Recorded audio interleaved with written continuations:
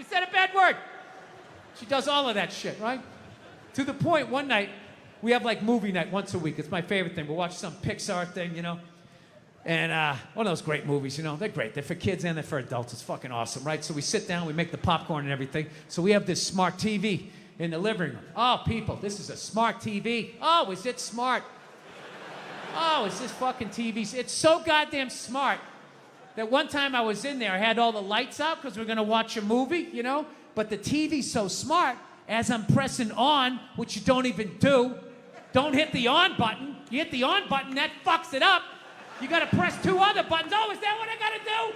Is that what I have to fucking do? Don't scream like that. You're right, buddy. You're right, buddy. This fucking thing, if the lights are out, will not turn on because it's thinking, well, the lights are out. Obviously, nobody is in the room.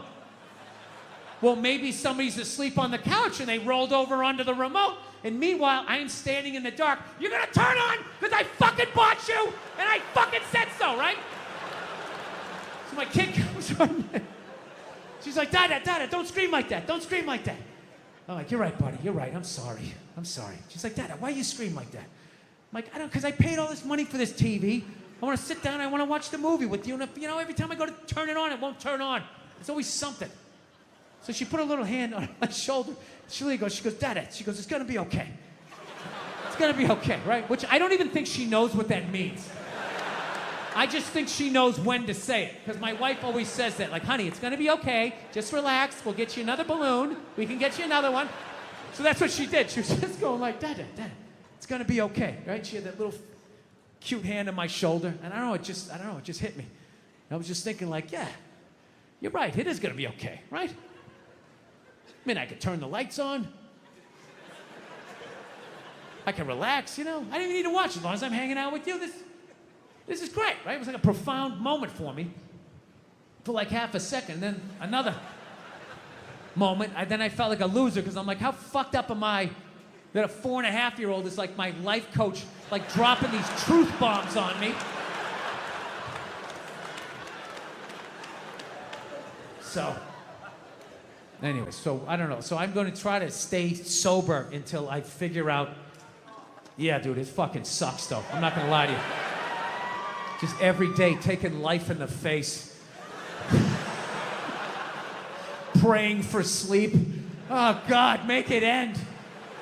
I fucking hate these happy, sober people. It's amazing. I feel so alive. I have all this fucking energy.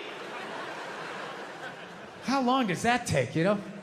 I drink a milkshake once a week. That's my big fucking thing. Have a root beer float. Oh, it's just sad.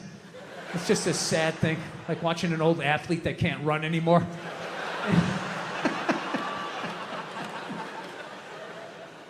I used to day drink, man. It was great.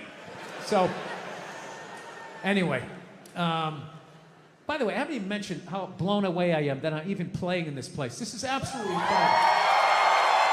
Yeah.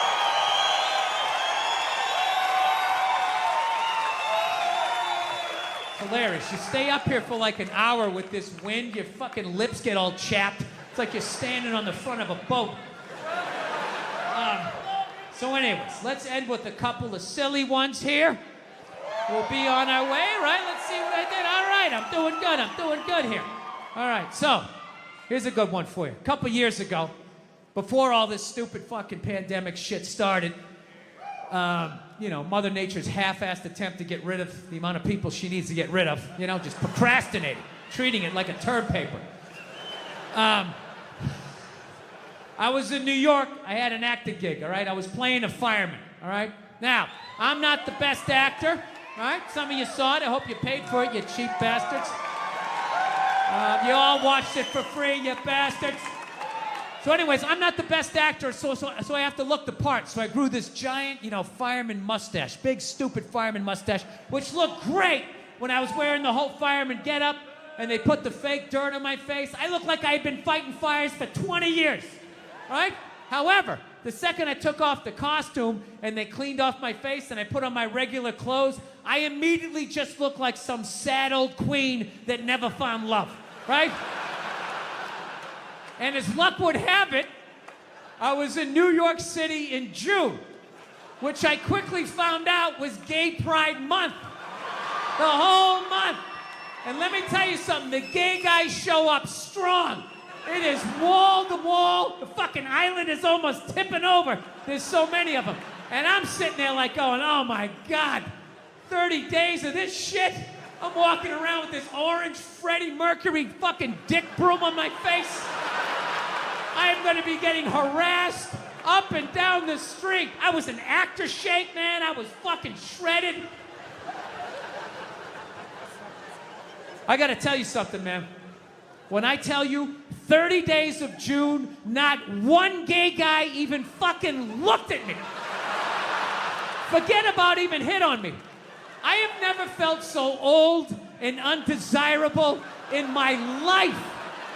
Dude, I'm gonna tell you something. It's this one thing as a man, when you get so old that women don't look at you anymore, like you know you're gonna hit that age. You know that day's coming, but nobody tells you at some point you're gonna get so old, not even a man wants to fuck you, right? Dude, that is a statement. When you get so old, some queen in his 60s is like, keep it moving, I can do better than that, Jesus Christ. Get some fucking hair plugs or something. Get a spray tan. I can get some in its 40s, come on, keep going. Dude, it was like, I was like having like this fucking panic attack. I was thinking like, oh my God, I waited too long to get married. I had kids too late, I'm gonna die soon. I was like literally like wrapping up my life, you know? So I'm walking down like 9th Avenue, you know, putting a little swish in my fucking step, just trying to get something. I was desperate. Fuck you ladies, you've been there. You know how it is. You wanna think you got one more in you, you know? So I'm tra-la-la down the street.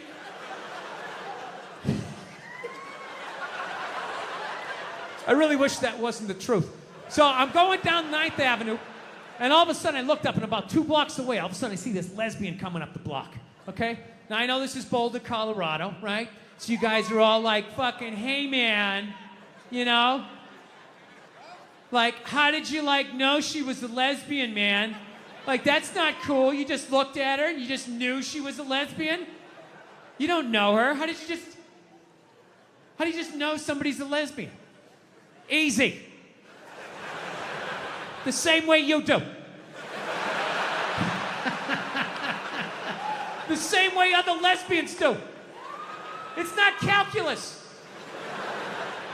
No, but I get it. I understand in 2021, you're not allowed to say you know what a lesbian looks like, right? Judging by your silence, yes, right? Yeah, you're not allowed, right? Well, it's funny, if some white kid came in here, like 20 years old, hair slicked back, collar popped, loafers, no socks, you'd be looking at him thinking like, all right, frat boy, date rapist, his dad's a judge, he's not going to jail. Yeah, just killed 5 people in a drinking and driving accident, already has a new Dodge Challenger on the way, right? Yeah, you're allowed to see that. That you can see, clear as day. Lesbian, I am not. No, but that's how progressive you guys are, right?